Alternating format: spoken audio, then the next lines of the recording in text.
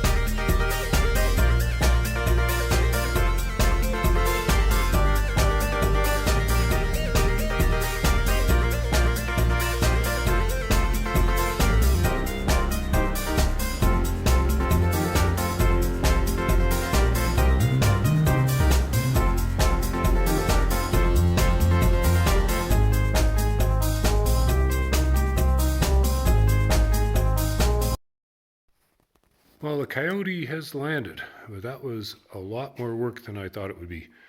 It's a really tight fit getting that engine in there. In total, it took us about 2.5 hours to get this thing shoehorned in there. My apologies about the time lapse. The battery on my phone died before we had it completely in there. We got about 2/3 of it on the time lapse. Last third was just more of the same, fiddling around with this, trying to get it in there. In the time lapse, you saw that we had it in and then pulled it out once, and the reason we had to do that is because I had the cherry picker in this hole, which balanced the engine and the transmission quite nicely, but the cherry picker made contact with the bumper up front here.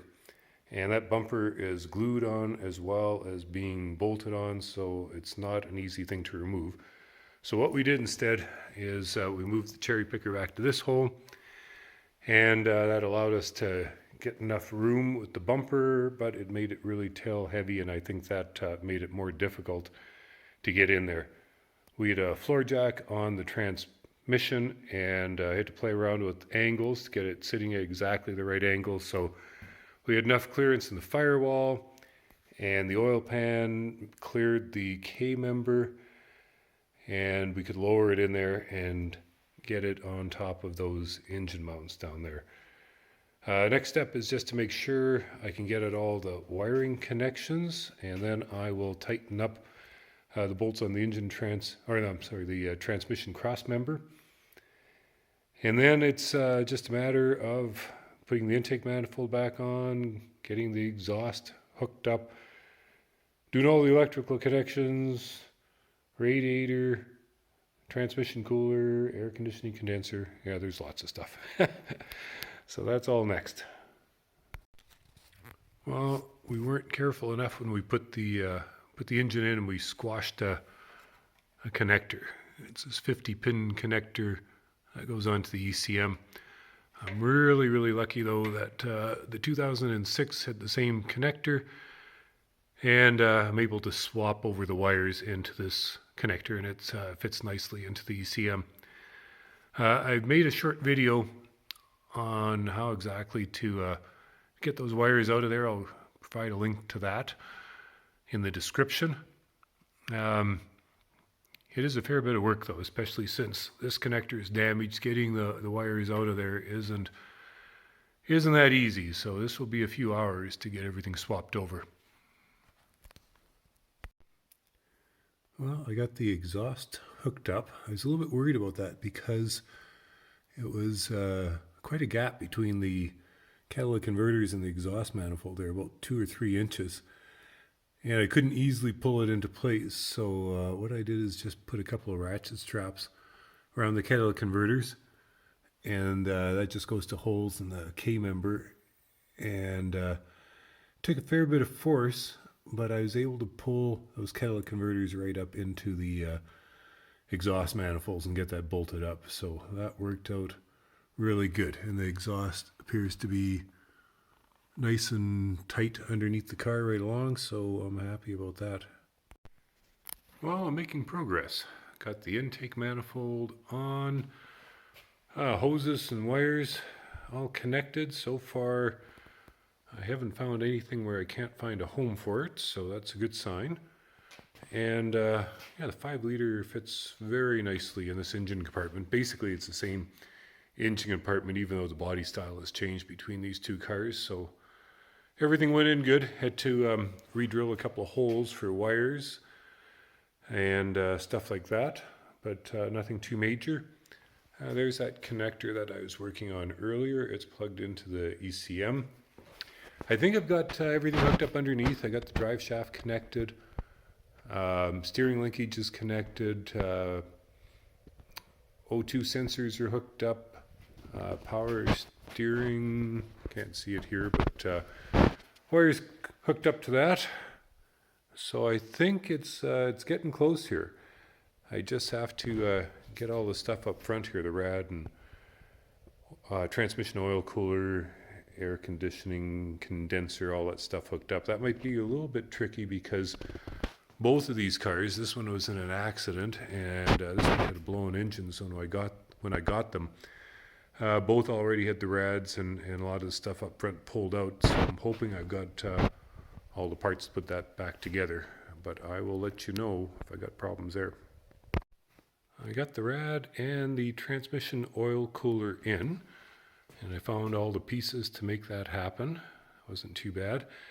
I tried putting in the air conditioning condenser. The one from the GT was smashed up pretty bad, and the one from the V6 behind it isn't compatible, so I ordered a new one of those. So for now I've just disconnected the wire going to the clutch on the air conditioning compressor so that doesn't turn over.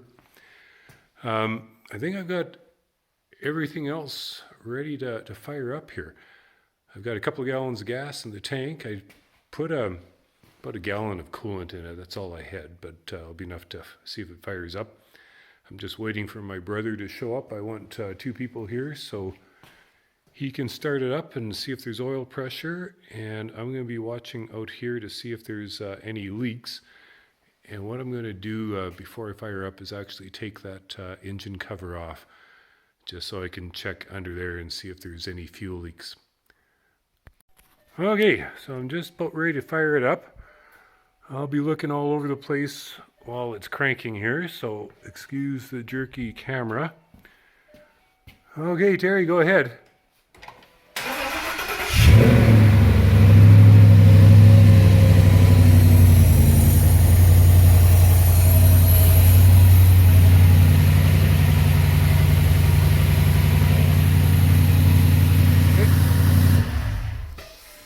Got oil pressure? Yeah, I think so. Can you see the... I did. Let me start up again to see if... Hey.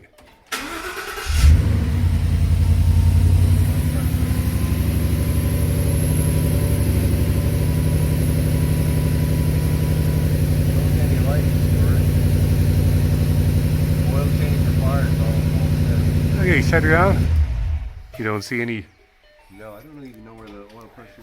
Maybe a white, idiot light, I think. Yeah. Okay, well that was a success. That's awesome.